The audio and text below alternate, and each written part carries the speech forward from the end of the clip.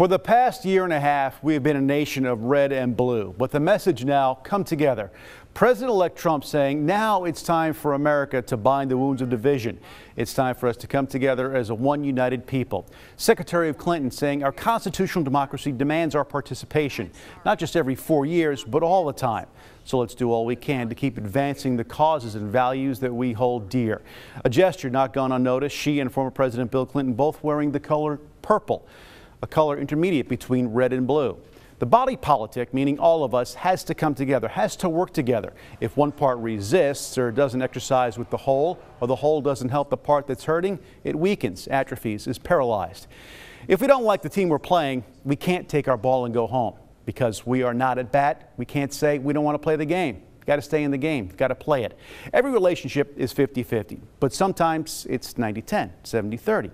Sometimes you give more, sometimes you get more. Meeting on common ground creates forward motion for a nation.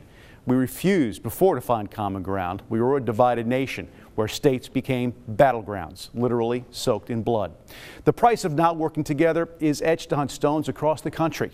A commentator put it this way: election night never ends with a period, always a comma. There's more to come. What role will you play? An effective role or defective? There is no them, no us. There is we. We, the people. We'll be right back.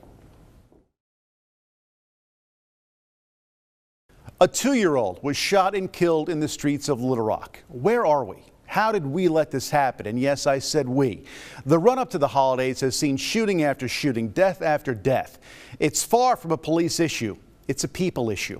We better take a collective breath because no community group, civic outreach program, city council, or police department is going to step up and make this go away. Speaking to people who commit crimes, is it possible to explain the personal cost to you for not stopping and thinking, or not stopping someone else from acting? John Grisham wrote, "Don't compromise yourself. You're all you have. One action can set in motion your sure destruction, likewise your redemption.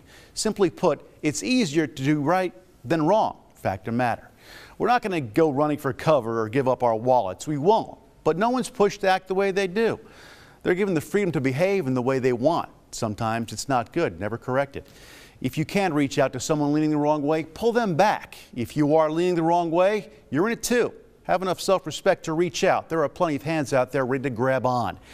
Policing has evolved in recent years. Policy and procedures have changed, but that doesn't mean the law gives up. They'll never stop looking for you if you give them reason.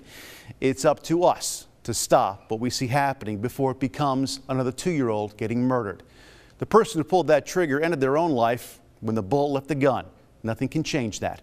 But if someone had been able to reach out to that person in the days, weeks, months, even years ago, 2 lives would have been saved.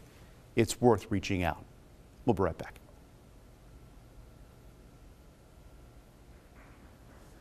Pearl Harbor Day.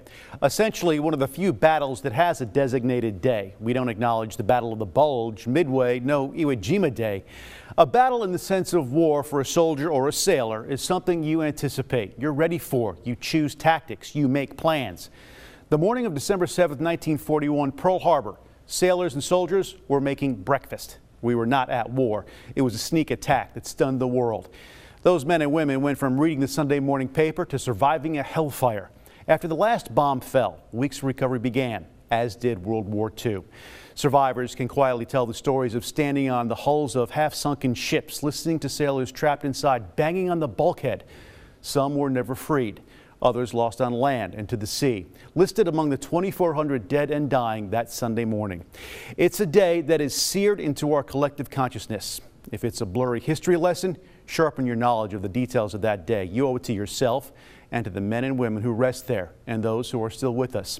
They emerged as gladiators from an arena they never asked to fight in. Why? Why do we honor them, this group?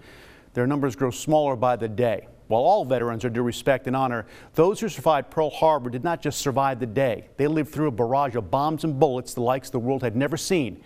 They also survived the weeks, months, and years of war that followed. They survived Pearl Harbor and the war and helped win it. That's why we stand in awe of them. Soon, we will have none to sit by, none to listen to as they tell us in their ever-softening voices of the heroism on December 7th and the days that followed.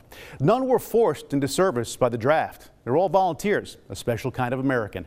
Although few in numbers, they're a tangible connection to that day of infamy. They're a connection to the men and women who who never saw the sun set on Pearl Harbor that Sunday, but lived to fight a rising sun. They saw regret its actions December 7th, 1941. Pearl Harbor, may we never forget.